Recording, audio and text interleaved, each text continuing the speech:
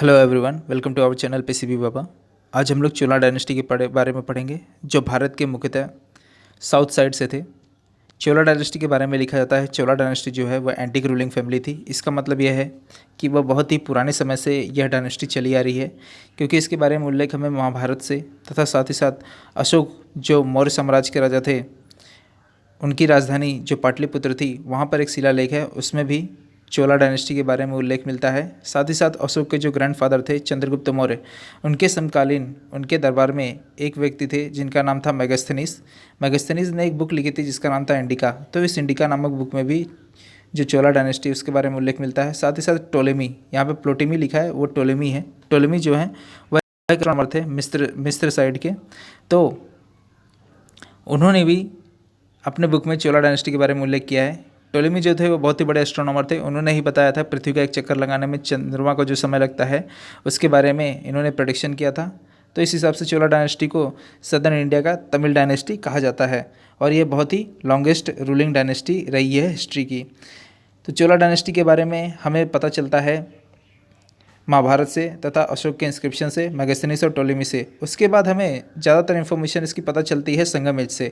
संगम as ancient period के time में India के साउथ साइड में चेरा, चोला और पांड्या का रास्ता, जो यहाँ पर आप देख सकते हैं, जो ये इमेज है, इस इमेज में देखिए चेरा, चोला, पांड्या का मोस्टली साउथ साइड में जो राज है। तो यहाँ पर जो चोला डायनेस्टी आपको दिखाई दे रही है, जहाँ पर चोला ग्रीन साइड में, यहाँ पर जो टाइगर एम्ब्लेम है, इनका एम्ब्लेम जो था वो टाइगर था।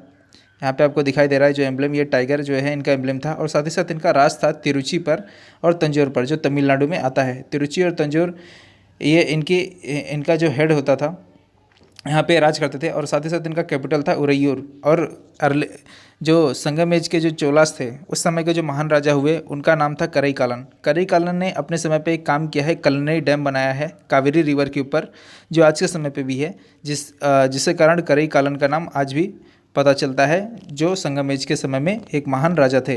इनके जो जहाँ पे राज करते थे वो जगह थी त्रिची और तंजौर, जो तमिलनाडु में आता है। और इनका राजधानी जो था वो था उरैयूर। और चोला रूलर करईकालन के मृत्यु के बाद से ही धीरे धीरे डिक्लाइन होने लगा, और वहाँ पर राज हो गया दूसरे राजाओं का, और यह उनके सामंत बन गए, जमींदार बन गए। अब आगे आते हैं, लेटर चोलास के बारे में पढ़ते हैं। अभी जो भी हम लोग ने चोलास के बारे में जाना वह अर्ली चोलास के बारे में जानकारी थी। अब हम लोग पढ़ेंगे लेटर चोलास के बारे में। लेटर चोलास को इंपेरियल चोलास भी बोला जाता था। इंपेरियल चोलास का मतलब क्या होता है, जो लेटर चोलास थे उनके समय में जो शासन था चोलास का, वह नॉर्थ इंडिया साइड में बंगाल तक फैल गया था, और साथ ही साथ साउथ इंडिया के मोस्टली पार्ट पर चोलास का राज हो गया था। और इसके अलावा भारत देश के बाहर जो श्रीलंका है, श्रीलंका पर भी चोला ने अपना साम्राज्य फैला दिया था। और इसके अलावा इसका प्रभाव जावा और सुमित्रा, साथ ही साथ यह ट्रेड करते थे चाइना के साथ और अफगान के साथ में भी, जिससे कारण इनका प्रभाव भारत देश के बाहर पड़ने के कारण इन्हें इंपेरियल चोलास बोला गया। इंपेरियल चोलास जो है, इनके प्रभाव के कारण, भारत देश से बाहर इनका प्रभाव होने के कारण लेटर चोलास को इंपेरियल चोलास भी बोला जाता है। इंपेरियल चोलास के जो फाउंडर थे वह थे विजयालय, जिनका शासनकाल 850 एडी से लेकर 871 एडी तक रहा। और इन्होंने अपने समय में मुख्यतः तंजौर को जीता। तंजौर जो है वह तमिलनाडु में आता है। और तंजौर जो है, उस वक्त के राजा होते थे मुथाराइयर डायनेस्टी वाले। जो राजा थे उनका नाम था एलंगो मुथाराइयर, जिनको हराया विजयालय चोला ने और तंजौर पर अपना कब्जा किया। और वहाँ पर उन्होंने एक मंदिर बनाया जो दुर्गा माता का मंदिर है, और उस मंदिर का नाम है निशुम्भा सुदानी मंदिर। तो यह तंजौर में है, जिसका आप यहाँ पे इमेज देख सकते हैं। इसके अलावा विजयालय को एक टाइटल दिया गया जो है पराकेशारी वर्मन। इस टाइटल से विजयालय को पुकारा जाता था। अब इसके आगे आते हैं हम लोग आदित्य वन चोला। आदित्य वन चोला जो है, इनका शासनकाल रहा 871 एडी से लेकर 907 एडी तक। आदित्य चोला जो थे, यह बहुत ही पॉलिटिशियन बाज, मतलब बहुत ही धूर्त या फिर चालाक, और साथ ही साथ बहुत ही शूरवीर थे ये। इन्होंने अपने समय में क्या किया, इन्होंने अपने समय में जो इनका राज्य था, उस वक्त इनके पिताजी के द्वारा जीता हुआ तंजौर ही था। लेकिन इन्होंने क्या किया, इन्होंने संधि की पल्लवों से। पल्लव डायनेस्टी जो है वो पूरे तमिलनाडु के मोस्टली पार्ट पर जिसका राज था वो था पल्लवों का। और इस वक्त के राजा होते थे नंदीवर्मन थर्ड। नंदीवर्मन थर्ड की 2 बीवियाँ थी, और उनके दोनों बीवियों से एक एक बेटे थे। जो पहली बीवी थी उससे उनका बेटा हुआ बड़ा बेटा जिसका नाम था नृपतुंगा, और जो दूसरा बेटा था दूसरी बीवी थी उनसे जो बेटा हुआ उसका नाम था अपराजिता। नंदीवर्मन थर्ड की जब मृत्यु हो जाती है तो नृपतुंगा जो होते हैं और अपराजिता वर्मन जो होते हैं, इन दोनों के बीच में नंदीवर्मन थर्ड के शासन या फिर उनके साम्राज्य को लेकर विद्रोह छिड़ जाता है, जिससे कारण नृपतुंगा और अपराजिता वर्मन के बीच जो विद्रोह छिड़ता है उसके कारण होता है युद्ध। तो नृपतुंगा जो होते हैं उनके साथ में आते हैं पांड्या किंग आते हैं नृपतुंगा के साथ में लड़ने के लिए, और अपराजिता की ओर से दो किंग आते हैं। एक तो होते हैं गंगा रूलर के किंग जो मैसूर से रिलेटेड होते हैं, और दूसरे होते हैं चोला डायनेस्टी के किंग जिनका नाम होता है आदित्यवन चोला। तो अपराजिता वर्मन और साथ ही साथ नृपतुंगा, इन दोनों के बीच में जब युद्ध होता है तो अपराजिता की ओर से आदित्यवन चोला बहुत ही शूरता से लड़ता है और नृपतुंगा को हरा देता है, मार देता है, जिससे कारण अपराजिता वर्मन बहुत ही ज़्यादा खुश होता है आदित्यवन चोला के ऊपर, और पांड्या किंग की जो डायनेस्टी या फिर पांड्या किंग डायनेस्टी जो है उसका जो साम्राज्य होता है वो पूरा साम्राज्य अपराजिता वर्मन दे देता है आदित्यवन चोला को, और अपने पूरा पल्लव डायनेस्टी का राजा बन जाता है। लेकिन आदित्यवन चोला जो होता है इससे खुश नहीं होता है। वह 903 एडी में क्या करता है, अपराजिता वर्मन के ऊपर भी युद्ध कर देता है। अपराजिता वर्मन के ऊपर भी क्या करता है, उनसे भी युद्ध कर लेता है, और अपराजिता वर्मन को मार कर उन्हें हरा कर पूरे पल्लव डायनेस्टी जो मोस्टली तमिलनाडु पार्ट पर राज कर रही होती है सबको अपने सत्ता में मिला लेता है, उस सत्ता पर काबिज हो जाता है, जिससे कारण तमिलनाडु के मोस्टली पार्ट पर किसका राज हो जाता है, आदित्यवन चोला का। उसके अलावा जो वेस्टर्न तमिलनाडु का पार्ट होता है उस पर गंगा डायनेस्टी और कोंगू डायनेस्टी का राज होता है, उन्हें भी वे हरा देते हैं। और उसके अलावा उसके कारण क्या होता है, तमिलनाडु के मोस्टली मतलब बहुत ज़्यादा पूरा मतलब समझ लीजिए कि 90% तक राज हो जाता है आदित्यवन चोला का। और उसके अलावा क्या करते हैं, कावेरी नदी के ऊपर वह शिव मंदिर भी बहुत सारा बनवाते हैं। तो ये आदित्यवन चोला के बारे में कहानी है। अब इनके बाद आते हैं इनके बेटे जिनका नाम होता है परांतका वन, जिनका शासनकाल रहा है 907 एडी से लेकर 950 एडी तक। इन्होंने अपने समय में पांड्या रूलर को हराया रहता है, और पांड्या का जो सत्ता होता है वह होता है मदुरै। तो मदुरै को ये अपने कब्जे में ले लेते हैं, जिससे कारण इनका नाम पड़ जाता है मदुरै कोंडम। मदुरै को कब्जे में लेने के कारण इनका नाम पड़ जाता है मदुरै कोंडम। कोंडम का मतलब होता है कैप्चरर, कब्जा करने वाला। तो यहाँ पर परांतका वन क्या करते हैं, मदुरै को अपने कब्जे में कर लेते हैं पांड्य को हराने के बाद। और इसके अलावा ये एक और फेमस लड़ाई लड़ते हैं जो होता है बैटल ऑफ टक्कुलम, जिसमें इनकी लड़ाई होती है राष्ट्रकूटा किंग कृष्णा थर्ड के साथ में, लेकिन कृष्णा थर्ड इन्हें हरा देते हैं। इसके बाद परांतका जो होते हैं, परांतका के सक्सेसर इनके बाद आते हैं, जो आपको यहाँ पर पूरे पांचों का नाम दिखाई दे रहा है, जिनमें मुख्यतः होते हैं गंधारादित्य, अरिंजया, परांतका सेकंड, आदित्य सेकंड, उत्तमा चोला, जिनका शासनकाल रहा है 950 एडी से लेकर 985 एडी तक। इनके समय में लेटर चोलास के बारे में ये कहा जाता है कि हिसाब किताब में, रेख रेखाओं में इन्होंने बहुत ही महत्वपूर्ण भूमिका निभाई, और साथ ही साथ इन्होंने बहुत सारे हॉस्पिटल भी बनाए जिनको अथुलर सलई के नाम से जाना जाता है। थंजावुर के मोस्टली पार्ट में इन्होंने बनवाया। इसके बाद राजा आते हैं राजराजा वन, जिनका शासनकाल रहा है 985 एडी से लेकर 1014 एडी तक। राजराजा वन जो होते हैं ये मोस्ट पावरफुल रूलर होते हैं चोला एम्पायर के, और ये बहुत ही ग्रेट कंकरर होते हैं। इन्होंने अपने समय में चेरा, पांड्या और श्रीलंका के जो रूलर होते हैं, ये इंडिया के साउथ साइड में जो मोस्टली पोर्ट होते हैं इन पे राज होता है चेरा, पांड्या और श्रीलंका रूलर का। तो जो राजराजा वन होते हैं इनकी नज़र इसी के ऊपर होती है, और इसके लिए क्या करते हैं, चेरा, पांड्या रूलर और श्रीलंका रूलर से युद्ध करते हैं। चेरा के जो रूलर होते हैं उनका नाम होता है भास्कर वर्मन, जिनको हराकर वह त्रिवेंद्रम पर कब्जा कर लेते हैं। इसके अलावा वह हराते हैं जिनका नाम होता है सत्य श्रेया। ये जो होते हैं आंध्र प्रदेश से कल्याणी के ऊपर इनका राज्य होता है। इनको हराने के बाद ये क्या करते हैं, यहाँ पर अपने दोस्त जिनका नाम होता है शक्ति वर्मन, उसको उस गद्दी पर बिठा देते हैं, और उनके ही छोटे भाई जिनका नाम होता है विमलादित्य, उससे शादी करा देते हैं अपनी बेटी की।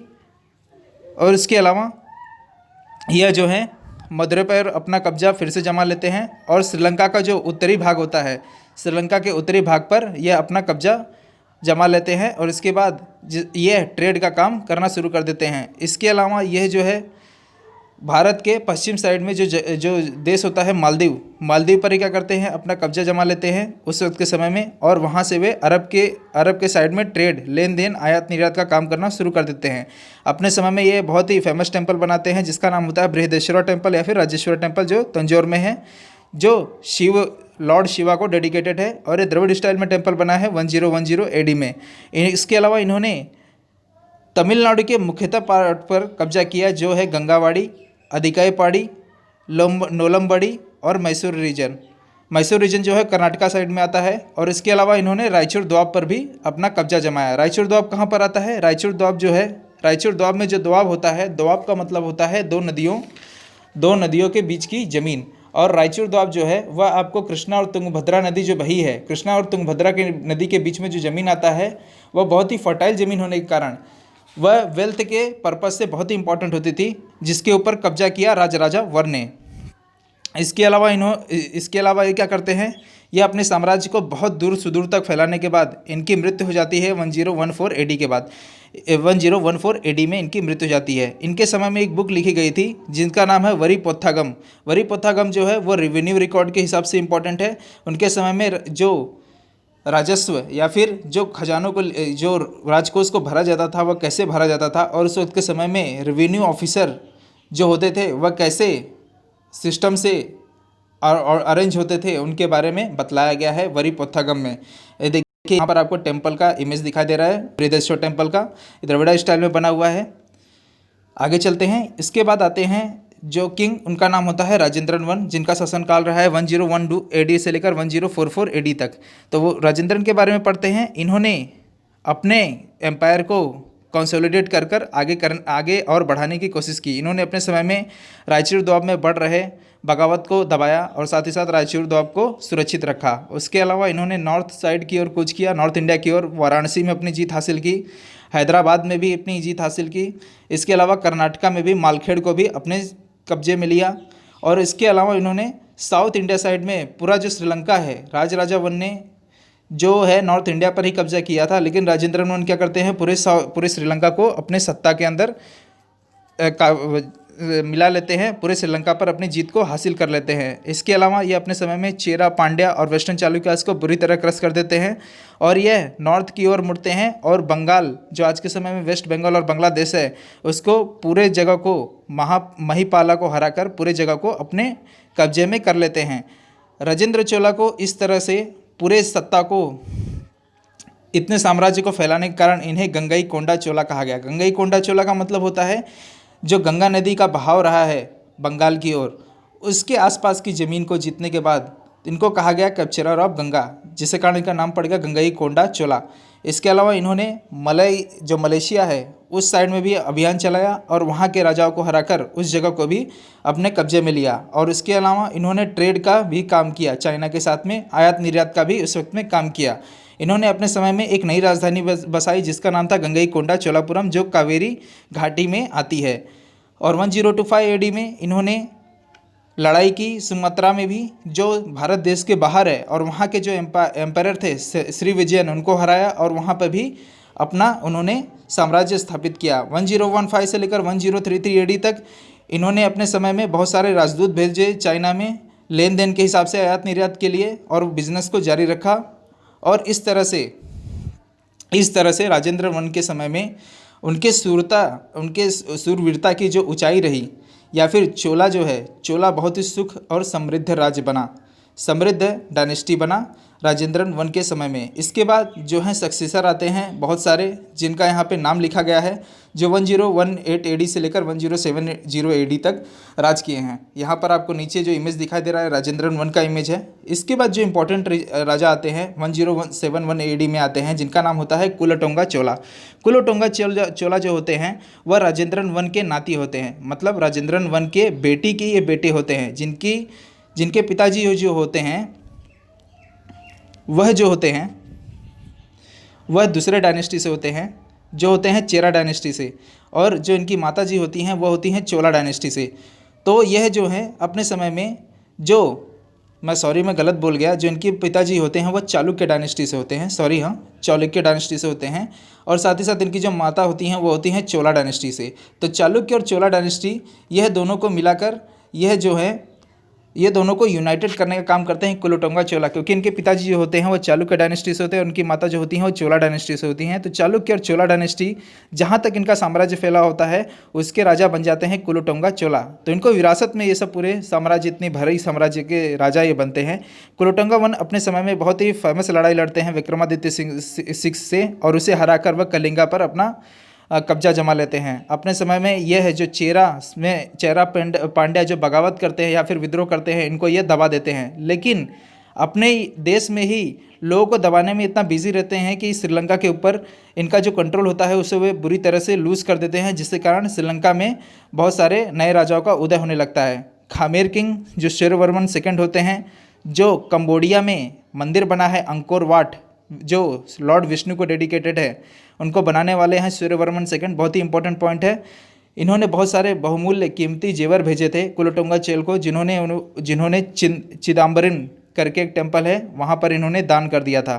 कुलोटुंगा वन जो हैं अपने समय के बहुत ही ग्रेट एडमिनिस्ट्रेटर रहे हैं, और साथ ही साथ ये दरिया दिल भी थे। इन्होंने क्या किया था, अपने समय में जो टैक्स था, जो कर लगता था किसानों के ऊपर, उसमें बहुत ही इन्होंने कमी ला दी और लोगों को खुशहाल किया। और साथ ही साथ जो बाहर देश से आयात होते थे सामान, जो लोग करते थे, या फिर बाहर देश से जो सामान बेचने आते थे भारत देश में, उस पर उन्होंने एक्साइज ड्यूटी जो लगाते थे, जो कर लगाते थे, उसको उन्होंने माफ़ कर दिया। तो इस तरह के कारण इनका नाम पड़ गया सुंगम थविर्थ चोलन। राजेंद्र थर्ड जो थे, यह सबसे लास्ट एम्पायर रहे हैं चोला एम्पायर के। इन्होंने अपने समय में पांड्या एम्पायर से लड़ाई की, लेकिन यह है पांड्या एम्पायर जो थे, पांड्या एम्पायर के महत्वपूर्ण राजा जिनका नाम था जाटवर्मन सुंदरा पांड्या सेकंड, वह राजेंद्र थर्ड को हरा देते हैं बुरी तरह। और इसके बाद क्या होता है, जो चोला डायनेस्टी है वह धीरे धीरे डिक्लाइन हो जाती है। तो अब हम बात करेंगे चोला एडमिनिस्ट्रेशन के बारे में। चोला एडमिनिस्ट्रेशन के बारे में ये कहा जाता है कि इनके एडमिनिस्ट्रेशन को 4 पार्ट में बांटा गया था। पहला है मंडलम, उसके बाद आता था कोट्टम्स, तीसरा है नादुस, और चौथा है उर्स। मंडलम या कोट्टम को कहा जाता है आज के समय में राज्य, और कोट्टम्स को कहा जाता है तहसील, और नादुस जो है उसे कहा जाता है जिला, और उर्स जो है उसे कहा जाता है आज के समय में गांव। तो हमें पता है जो देश है, देश के अंदर कई सारे राज्य होते हैं, और एक राज्य के अंदर होते हैं कई सारे ज़िले, और उन सारे में से एक ज़िले के अंदर होता है कई सारे तहसील, और एक तहसील के अंदर होते हैं कई सारे गाँव। तो इस तरह से एडमिनिस्ट्रेशन ऊपर से नीचे तक हायरार्कियल ऑर्डर में बटा हुआ था चोला एडमिनिस्ट्रेशन के वक्त में। यहाँ नीचे लिखा है, यहाँ पे देखिए लिखा है द उतारा मेरूर इंस्क्रिप्शन। उतारा मेरूर का जो इंस्क्रिप्शन है उसमें प्रतांका वन ने पूरा डिटेल अकाउंट, मतलब डिटेल एडमिनिस्ट्रेशन के बारे में उल्लेख किया है, जो पूरा उल्लेख बताता है विलेज के बारे में। जो विलेज में सभाएं होती थी, जो विलेज असेंबली होते थे, उसके बारे में उन्होंने बतलाया है। विलेज जो असेंबली होती थी, विलेज की असेंबली, उसमें विलेज के जो हेड होते थे उनके बारे में बतलाया गया है कि वो लोग का चयन कैसे होता था, और उनके चयन को कहा जाता था कुड्डा वलई सिस्टम। कुड्डा वलई सिस्टम कैसा होता था, जैसे कि समझ लीजिए गाँव में जो मुख्य इंसान होते थे, अब उनमें से हेड कौन बनेगा।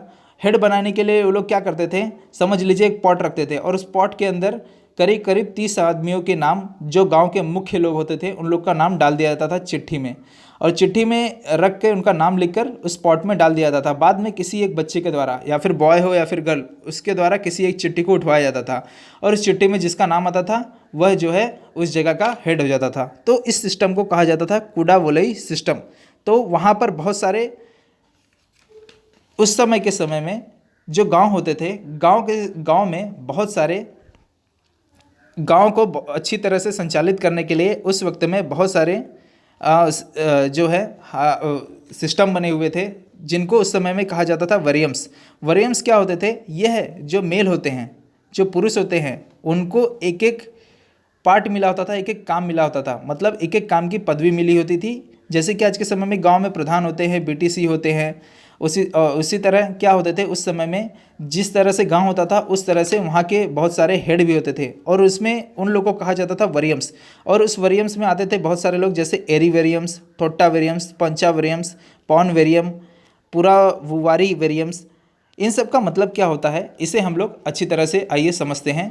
देखिए जो वेरियम्स है उसमें देखिए जो पहला नाम लिया है वह लिखा है क्या, संवत्सरा वेरियम। संवत्सरा वेरियम का मतलब होता है एनुअल कमेटी। एनुअल कमेटी का मतलब होता है जैसे कि हर साल में एक बार गांव में क्या होगी, बैठक बुलाई जाएगी और उसमें यह बतलाया जाएगा कि गांव के हित के प्रति हमें क्या कदम उठाना चाहिए। वह सब बातें हमें संवत्सरा वेरियम मतलब एनुअल कमेटी में यह सब बातें की जाती थी। उसके बाद आता है एरी वेरियम। एरी वेरियम क्या होता था, यह टैंक कमेटी होती थी, मतलब सिंचाई संबंधित। जैसे गांव में खेती की जा रही है तो उसकी सिंचाई किस तरह से किया जाए, उसके लिए नहर कैसे बनाया जाए, या फिर नहर को किस तरह से बनाया जाए कि उसके सारे खेतों में आराम से पानी जा सके। उसके बाद जो है आता है थोट्टा वेरियम। थोट्टा वेरियम जो है वो गार्डन कमेटी थी, जो बाग बगीचे होते थे गांव में उनसे संबंधित थोट्टा वेरियम होता था। पंचा वेरियम जो है ये स्टैंडिंग कमेटी होती थी।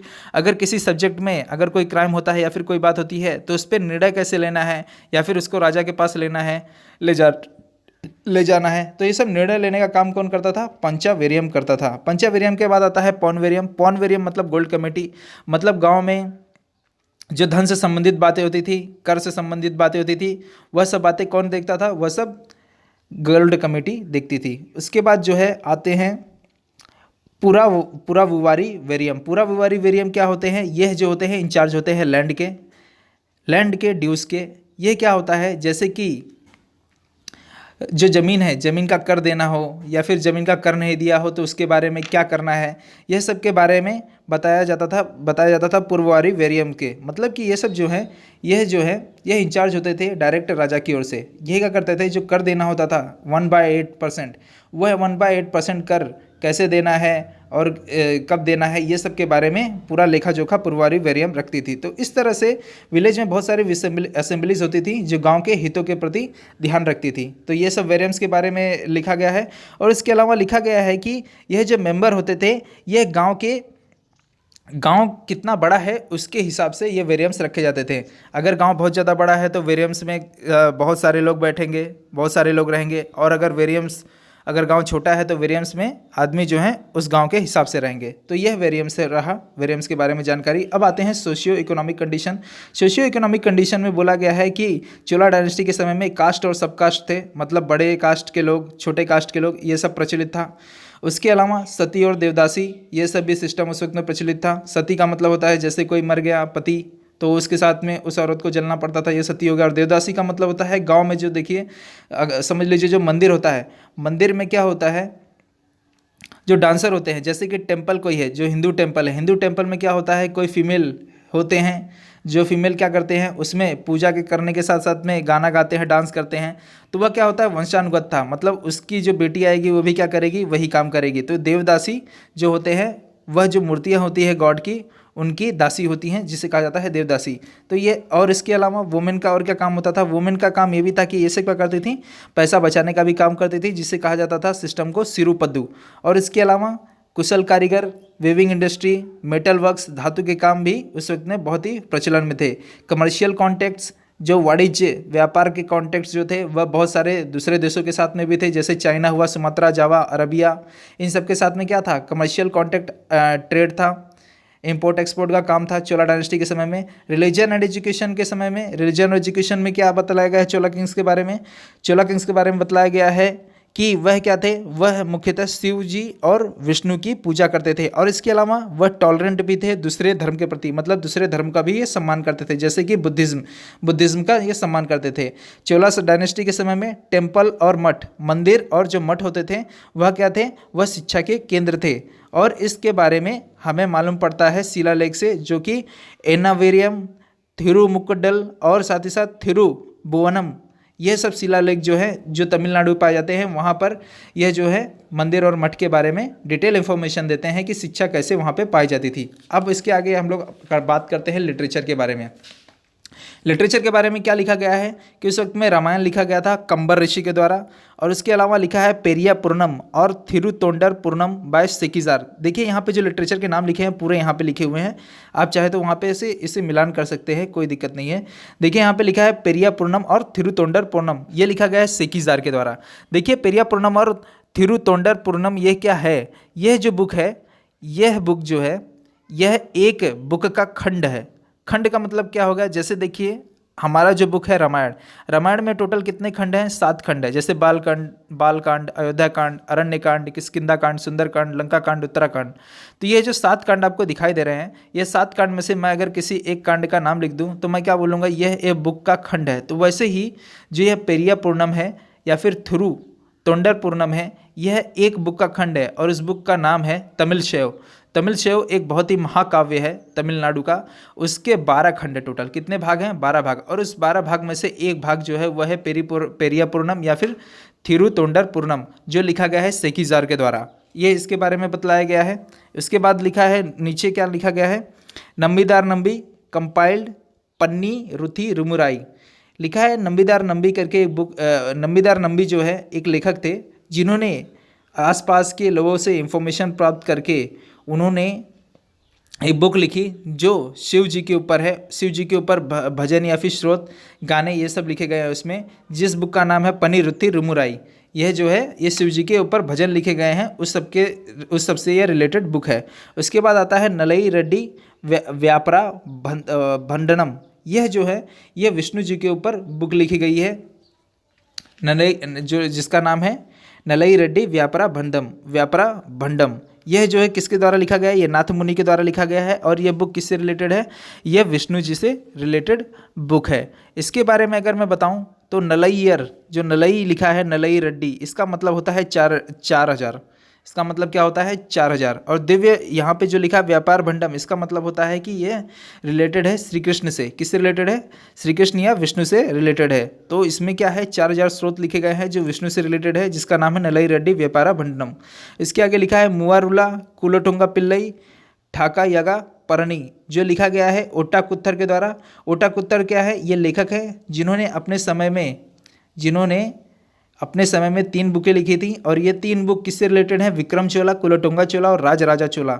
ये जो 3 राजा थे, इनके समय काल में ये राजकवि रहे हैं, जिनके बारे में इन्होंने उल्लेख किया है, उसके बारे में इन्होंने लिखा है। उसके अलावा जैम कोंडर ने लिखा है कलिंगा ठुप्पा। कलिंगा ठुप्पा क्या है? देखिए, कुलोटुंगा चोला जो हैं उन्होंने अपने समय में एक बहुत ही मुख्य लड़ाई लड़ी थी, जो विक्रमादित्य 6 से लड़ाई हुई थी कुलोटुंगा चोला की। उसमें उन्होंने विक्रमादित्य 6 के ऊपर क्या किया था? उन्होंने जीत हासिल की थी कलिंगा में, जिसके बारे में विस्तृत वर्णन ये कलिंगा ठुप्पा में दिया है, जिसको लिखने वाले थे जैम कोंडर। इसके अलावा बहुत सारे कमेंट्रेटर्स हुए जिनका नाम यहाँ पे आपको सामने लिखा हुआ है, जो उस वक्त के पीरियड से बिलोंग करते थे। तो यह हुआ लिटरेचर के बारे में। अब बात करते हैं आर्ट एंड आर्किटेक्चर। देखिए, उस समय में आर्ट एंड आर्किटेक्चर में लिखा गया है कि द्रविड़ स्टाइल के मंदिर चोलास के समय में बहुत ही फेमस थे। और चोला टेम्पल के समय में जो मुख्य काम हुआ था द्रविड़ स्टाइल के टेम्पल में, वो हुआ था विमान का। तो विमान क्या होता है? देखिए, जो मंदिर बनता है, मंदिर के ऊपर जो पिरामिड टाइप का, ऐसे जो पिरामिड टाइप का जो बना होता है, इसी पिरामिड टाइप को हम लोग कहते हैं विमान। तो यहाँ पे देखिए, पिरामिड टाइप में जो मंदिर के ऊपर बना है, इसे ही हम लोग क्या कहते हैं? विमाना। तो उस समय में जो चीफ फीचर्स, मुख्य काम होते थे, वह क्या होते थे? वह मंदिर के ऊपर पिरामिड टाइप का एक खंड बनाना। तो यह इसके बारे में बतलाया गया है। और चोला डायनेस्टी के समय में 70 से भी अधिक मंदिर बनाए गए हैं, जो रिलेटेड हैं लॉर्ड कृष्णा से या फिर विष्णु से। और यह फैले हुए हैं गल्फ ऑफ मन्नार में, तिरुचिरापल्ली में, श्रीनगर में, तंजौर में, कुंभकोणम में, चिदम्बरम में, तिरुवन्नमलई में, त्रिवेंद्रम में, सुचिद्रम में, उडुपी में। यह देखिए, आपको यह सब जितने भी नाम दिखाई दे रहे हैं, ये सब नाम मैंने जो लिया, यह पूरे तमिलनाडु में आते हैं, तमिलनाडु के आसपास के एरिया और तमिलनाडु में। और साथ ही साथ यहाँ पे जो गल्फ ऑफ मन्नार लिखा है, ये गल्फ ऑफ मन्नार क्या है? ये गल्फ ऑफ मन्नार में, गल्फ का मतलब होता है खाड़ी। तो मन्नार की खाड़ी जो है, यह खाड़ी जो है भारत के दक्षिण पूर्व सिरे और श्रीलंका के पश्चिमी तट के बीच में स्थित है। यहाँ पे देखिए, आपको दिखाई दे रहा है गल्फ ऑफ मन्नार जो है, ये श्रीलंका हुआ। और ये तमिलनाडु का अंतिम भाग जो है, यहाँ से लेकर रामेश्वरम से लेकर गल्फ ऑफ जो मन्नार की खाड़ी है, यह रामेश्वरम से लेकर श्रीलंका के पश्चिमी भाग के बीच में आती है, जिसे मन्नार की खाड़ी कहते हैं। ठीक है, तो गल्फ ऑफ मन्नार, यहाँ पे भी आपको श्री कृष्ण के या फिर विष्णु के मंदिर आपको मिल जाएंगे। इसके अलावा चोला टेम्पल जो है, चोला के जो टेम्पल हैं, वह जो है अर्ली स्टेज में जो चोला टेम्पल बनाए गए हैं, वह जो स्टेज में जो अर्ली स्टेज में चोला के जो टेम्पल बनाए गए हैं, वो टेम्पल जो है वो सादे टेम्पल थे। मतलब उस समय में आपको विमान नहीं देखने मिलेंगे, खंबे नहीं देखने मिलेंगे, ऊपर कलश नहीं देखने मिलेंगे। और जो मंदिर के अंदर, मंदिर के सामने जो एंट्रेंस गेट होता है जिसे कहते हैं गोपुरम, ये सब आपको देखने नहीं मिलेंगे। मतलब एकदम सादा सिंपल में टेम्पल पहले बनाया जाता था अर्ली चोलास में, लेकिन जब लेटर चोलास होता था उसमें बहुत सारे विकास होते हैं और उस विकास के कारण इसे लेटर चोलास में विमान आपको दिखाई देंगे, कलश, गर्भगृह। गर्भगृह तो पहले भी था, गोपुरम नहीं था। तो गोपुरम, कलश, विमान ये सब पहले नहीं थे, सादे सिंपल में थे, लेकिन लेटर चोलास में ये सब आपको दिखाई देंगे। तो ये सब अर्ली चोलास और लेटर चोलास के बीच में जो टेम्पल्स बने हैं उस सब के बारे में पूरा बतलाया गया है। और इसके अलावा देखिए यहाँ पे क्या लिखा है, gradually the temple become the more imposing. जो उस समय के जो टेम्पल थे वह क्या थे, बहुत ही विस्तृत कला से बनाए हुए थे जो देखने लायक थे, जिसमें एग्जाम्पल आपको दिखाया दिया। जो एग्जाम्पल मिलता है वो बृहदेश्वर टेम्पल का मिलता है जो तंजौर में है, शिवा टेम्पल जो गंगईकोंडा चोलापुरम में है, और यह बतलाया गया है बृहदेश्वर टेम्पल जो है, बृहदेश्वर टेम्पल जो है वह जो है उसका जो विमान है, इसका मतलब जो मंदिर है, मंदिर के ऊपर जो ट्रायंगल पिरामिड शेप में जो बना हुआ है विमान, वह 216 फुट ऊंचा है। कितना ऊंचा है? 216 फुट ऊंचा। और उसमें कितनी मंजिलें हैं? 13 मंजिलें। मतलब मंदिर के ऊपर एकदम ऊंचाई में जो पिरामिड बना हुआ है जिसे विमान कहते हैं, वह कितना मंजिले की है? वह 13 मंजिले की है। इसके अलावा और भी देखने लायक जो मंदिर हैं वो कौन कौन से हैं? सुब्रमण्य टेम्पल जो तंजौर में ही है, और उसके अलावा अल्रावतेश्वरा टेम्पल जो दारासुरम में है, और कंपरेश्वरा या फिर तिरुभुवनेश्वरा टेम्पल जो त्रिभुवन जो तंजौर में आता है। तो ये सब जो टेम्पल आपको दिखाई दे रहा है ये सब तंजौर में ही आते हैं। और इसमें से बहुत सारे टेम्पल ऐसे भी हैं जिनको वर्ल्ड हेरिटेज साइट ने डिक्लेयर कर दिया है कि यह क्या है, यह सुरक्षित रखे जाएंगे। जैसे कि इसमें आते हैं बृहदेश्वर टेम्पल, शिव टेम्पल, गंगईकोंडा चोलापुरम, और साथ ही साथ अल्लरवेतेश्वरा टेम्पल और दरशुरम में है। तो ये सब क्या है, वर्ल्ड हेरिटेज के द्वारा इसे यूनेस्को द्वारा इसको वर्ल्ड हेरिटेज साइट डिक्लेयर कर दिया गया है। इसके अलावा जो चोला एम्पायर में आपको मैं दो बात बता दूं, चोला एम्पायर में बहुत सारी मूर्तियां बनी हैं जिसमें से इंपॉर्टेंट मूर्तियां जो रही हैं वो शिवा, विष्णु, ब्रह्मा की रही हैं, और साथ ही साथ दुर्गा माता जी का 8 हाथ वाला मूर्ति, यह जो है ये सब वह सब मूर्तियां बहुत ही इंपॉर्टेंट रही हैं। इसके अलावा यह है जो आपको दिखाई दे रहा है नटराजा ब्रॉन्ज आइडल, इसके बारे में यहाँ पे लिखा हुआ है। वह यहाँ पे यह बात लिखी हुई है कि नटराज की जो मूर्ति है वह कहाँ पे पाई जाती है, और नागेश्वरा टेम्पल में पाई जाती है जो कुंभाकोणम में है। वेरी इंपॉर्टेंट, आप इसको याद रखिएगा क्योंकि ये बहुत सारे एग्जाम में पूछा जाता है। नटराज आइडल, नटराज की जो मूर्ति है, जो यहाँ पे आपको नटराज की मूर्ति दिखाई दे रही है जो ब्रॉन्ज की है, याद रखिएगा। ये इसमें क्वेश्चन बहुत सारा घुमा फिरा के पूछेगा। कैसे पूछेगा? नटराजा की जो मूर्ति है वो कौन से डायनेस्टी में मिली थी? तो याद रखिएगा चोला डायनेस्टी में। नटराज मूर्ति जो है कहाँ, कौन से मंदिर में है? नागेश्वरा टेम्पल में जो कुंभाकोणम में है। नटराज आइडल कौन से धातु से बनी है? तो याद रखिएगा वो ब्रॉन्ज की बनी हुई है। तो ये सब बातें उसमें बतलाए, ये सब बातें आप याद रखें। और इसके अलावा ब्रॉन्ज आइडल जो अर्धनारीश्वर की मूर्ति है ये कहाँ पे मिलती है? ये भी चोला पीरियड की है जो तमिलनाडु के साइड में ही मिलती है। इसके अलावा चोला के समय की पेंटिंग्स कैसी थी? चोला के समय की पेंटिंग्स जो थी वो मुरल पेंटिंग्स थी। मुरल पेंटिंग क्या होता है? मुरल पेंटिंग ये होता है कि जो चट्टान होता है, चट्टान को काट के बड़ी बड़ी मूर्तियाँ बनाई जाती हैं ईश्वर की, तो उसे कहा जाता है मुरल्स पेंटिंग्स। मुरल्स पेंटिंग्स जो होता है क्या होता है? किसी छोटे चीज़ का बड़े आकार में मूर्ति बनाना, उसे कहते हैं मुरल्स पेंटिंग्स। और इसके आगे देखिए यहाँ पे क्या लिखा है, और ये सब मूर्तियाँ कहाँ पे पाई जाती हैं उसका नाम लिखा है तंजौर, थिरुमनियम, कंची, कैलाशनाथा टेम्पल, नत्तमनई विष्णु टेम्पल। ये सब जगहों पे मुरल पेंटिंग्स आपको देखने मिलती है। म्यूजिक एंड डांस से रिलेटेड बातें करें तो म्यूजिक एंड डांस से रिलेटेड बातें यह है कि चोला डायनेस्टी के समय में दो म्यूजिक, एक म्यूजिक और एक डांस बहुत ही फेमस थे। म्यूजिक जो थी वह थी कार्नेटिक म्यूजिक। कार्नेटिक म्यूजिक में क्या होता है, वहाँ पे सितार लेते हैं, सितार के साथ में गाना गाते हैं, जो यहाँ पे आपको इमेज के द्वारा दिखलाया गया है। वायलिन लेकर जो ये गाना गा रहे हैं इसे कहते हैं कार्नेटिक म्यूजिक। और इसके अलावा भरतनाट्यम जो है ये भी किसकी देन है? चोला डायनेस्टी की देन है, जो यहाँ पे भरतनाट्यम जो यहाँ पे डांस हो रहा है। ठीक है, आगे चलते हैं। वर्ल्ड हेरिटेज डे के बारे में बतलाया गया है। वर्ल्ड हेरिटेज डे जो है वह 18 अप्रैल को मनाया जाता है। इसके अलावा इम्पैक्ट ऑफ इम्पेरियल चोलास के इम्पैक्ट क्या रहे हैं? इम्पेरियल चोलास के इम्पैक्ट जो हैं वह 430 साल तक रहे हैं, 850 AD से लेकर 1279 AD तक। इन्होंने अपने समय में बहुत सारे इंप्रेसिव इम्पैक्ट दिए हैं, पॉलिटी से रिलेटेड, तमिल लिटरेचर से रिलेटेड, टेम्पल से रिलेटेड, म्यूजिक और डांस से रिलेटेड। क्योंकि डांस जो दिया गया है वो चोला डायनेस्टी के द्वारा दिया गया है, Bharatanatyam, music, Carnatic music. Architecture के बारे में भी बतलाया गया है सब बातें। वर्ल्ड हेरिटेज डे कब मनाया जाता है? 18 अप्रैल को मनाया जाता है। वर्ल्ड हेरिटेज डे किसके द्वारा घोषित है? यूनेस्को के द्वारा। और वर्ल्ड हेरिटेज डे क्या करता है? जो हमारे पूर्वजों के द्वारा मंदिर या फिर कोई भी इम्पॉर्टेंट चीज़ें जैसे ताजमहल हुए ये सब बनाए गए हैं उनको क्या करना, उनको ख़राब ना करना, उनको सुरक्षित रखना, ये वर्ल्ड हेरिटेज का यूनेस्को का काम होता है। और इसी की याद में हम लोग वर्ल्ड हेरिटेज डे 18 अप्रैल को मनाते हैं। Very important things. तो ये रहा पूरा चोला डायनेस्टी के बारे में बातें। तो इसके साथ मैं विदा लेता हूँ। हम लोग मिलेंगे अगली पांड्या डायनेस्टी के साथ में। तब तक के लिए